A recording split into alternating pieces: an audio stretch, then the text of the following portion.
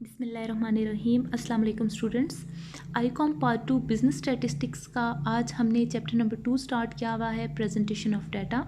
आज हम जिस टॉपिक को देखने जा रहे हैं वो है टाइप्स ऑफ फ्रीक्वेंसी डिस्ट्रीब्यूशन, जिस पे सबसे पहले हमारे पास सिंपल फ्रीक्वेंसी डिस्ट्रीब्यूशन, नंबर 2 पे रिलेटिव फ्रीक्वेंसी डिस्ट्रीब्यूशन, इसी तरह नंबर 3 पे है हमारे पास cumulative frequency distribution.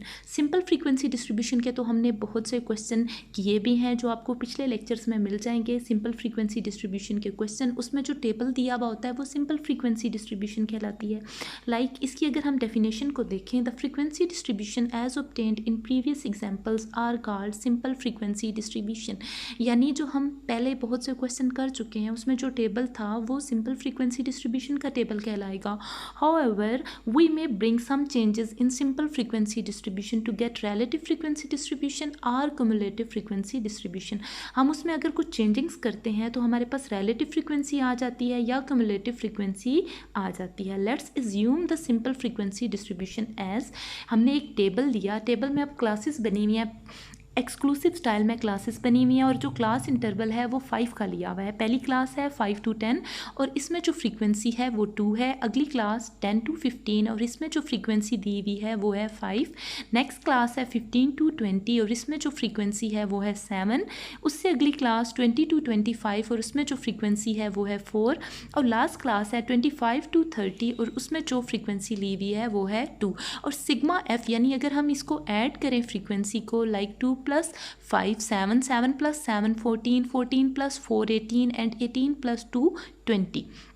Sigma F क्या है हमारे पास 20। तो ये जो टेबल है ये सिंपल फ्रीक्वेंसी का टेबल है, सिंपल फ्रीक्वेंसी डिस्ट्रीब्यूशन का। अब अगर हम इसमें कुछ चेंजिंग्स लाएं, किस तरह से, अब हम देख लेते हैं रिलेटिव फ्रीक्वेंसी डिस्ट्रीब्यूशन की सबसे पहले definition. We change the given class frequencies into relative class frequencies by dividing each class frequency by sum of all frequencies. हम क्या करते हैं, जो सिग्मा एफ है उसको डिवाइड कर देते हैं हर क्लास की फ्रीक्वेंसी के पास। जैसे कि आपको पता है कि सिग्मा एफ हमारे पास 20 आया है तो इसको हम हर क्लास की फ्रीक्वेंसी के साथ डिवाइड कर देंगे।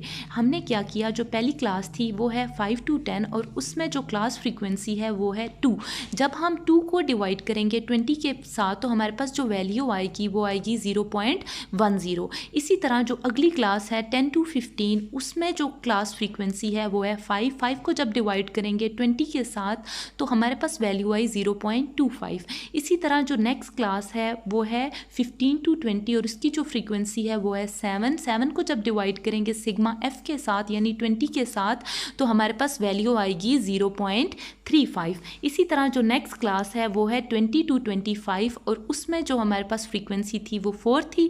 4 को जब हम डिवाइड करेंगे 20 के साथ तो हमारे पास वैल्यू आई 0.20 और सबसे लास्ट पे हमारे पास 2 को जब हम डिवाइड करेंगे 20 के साथ तो हमारे पास जो वैल्यू आई वो है 0.10। अब अगर हम इसको ऐड करें, मसलन 0.10 + 0.25 + 0.35 + 0.20 + 0.10 तो हमारे पास जो समीशन है वो 1 आना चाहिए। अगर 1 आया तो हमारा क्वेश्चन ठीक है। और फार्मूला की बात करें तो P = F / सिग्मा एफ, ये इसका फार्मूला है। यहाँ पे हमने ये मिस्टेक नहीं करनी कि सिग्मा F / F करेंगे तो हमारा क्वेश्चन गलत हो जाएगा।